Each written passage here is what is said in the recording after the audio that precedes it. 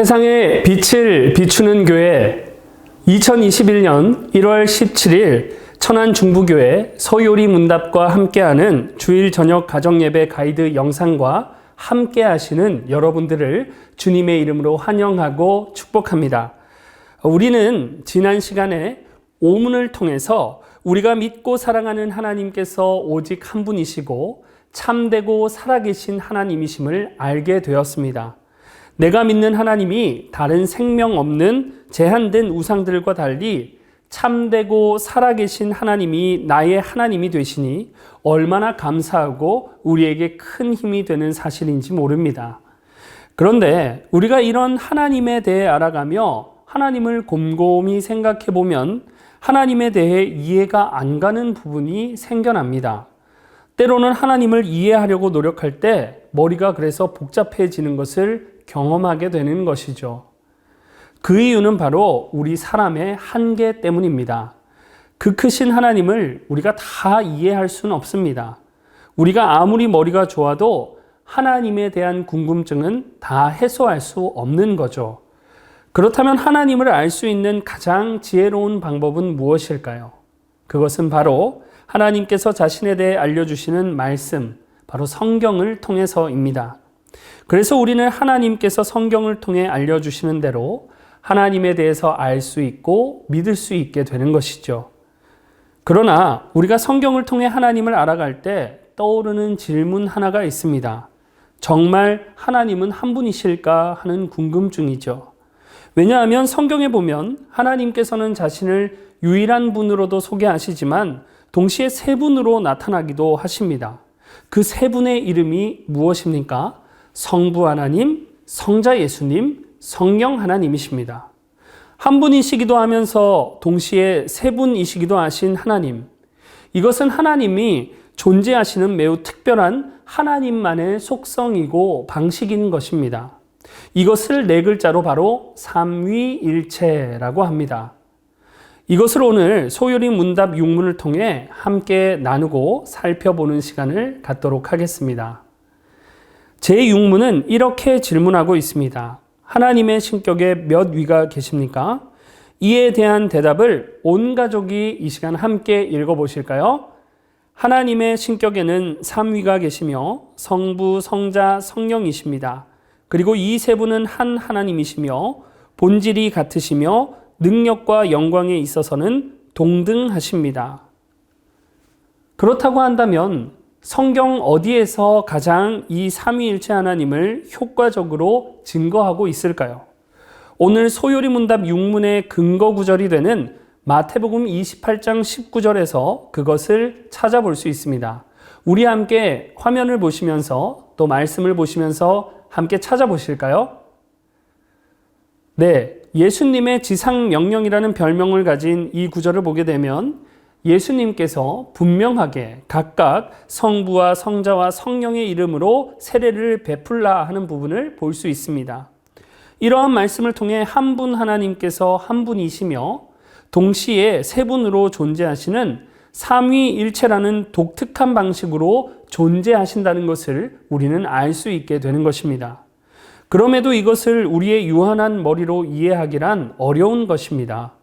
우리 사람의 이론으로는 한 분이면 한 분이고 세 분이면 세 분이지 한 분이면서 동시에 세 분은 우리 논리에 맞지 않기 때문입니다. 그래서 우리는 생각하기를 나라는 존재가 이 세상에 단 하나인 것 같이 하나님도 한 분 그 이상이 아니시다라는 한계에 부딪히게 되는 거죠. 그러나 우리가 앞서 사문과 오문을 통해 하나님에 대해서 배운 것처럼 실제로 존재하시는 우리 하나님은 무한 영원 불변하신 전능하신 하나님이심에 따라 불가한 것이 없으시므로 우리에게 나타나신 바와 같이 삼위일체로 존재할 수 있음을 우리는 이해하고 믿을 수 있는 것입니다. 이것을 우리 신앙의 선조들은 소요리 문답을 통해 우리 후대의 신자들이 더욱 분명하게 이해할 수 있도록 이론화했습니다. 그래서 삼위일체를 이렇게 정의하고 있는 것이죠. 첫째, 한 하나님이 계신다. 둘째, 이 하나님은 성부와 성자와 성령으로 존재하신다. 그리고 성부와 성자와 성령은 완전히 동일하신 하나님이시다. 그리고 마지막으로 동시에 성부와 성자와 성령 하나님은 구별되신다. 그럼에도 이런 정리된 이런 이론이 있지만 이것을 우리가 가진 논리로 역시 이해하기란 쉽지 않은 거죠. 그래서 교회의 역사 속에 있어서 이 삼위일체는 많은 논쟁거리가 되었고 이것으로 인해 피를 흘리는 일도 있었습니다. 인간의 논리로 이해하는데 한계가 있음에도 그것을 인간의 논리 안에 제한하고 가두려고 했기 때문이죠. 그래서 삼위일체와 관련한 오류들도 많이 발생했습니다. 그 중에 대표적인 케이스가 바로 양태론이죠. 내가 회사에서는 부장이고 집에서는 아버지이고 교회에서는 집사님인 것처럼 하나님도 시간과 장소에 따라 때로는 성부 하나님으로, 때로는 성자 예수님으로, 때로는 성령 하나님으로 존재하시는 것으로 이해하려고 하는 거죠.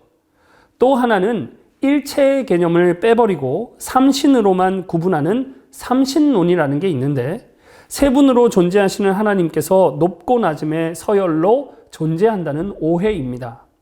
그러나 성부와 성자와 성령 하나님은 동일한 본질로 한 분 하나님이심과 동시에 동등한 능력과 영광을 가지고 존재하심으로 그 높고 낮음을 구분할 수가 없는 것입니다.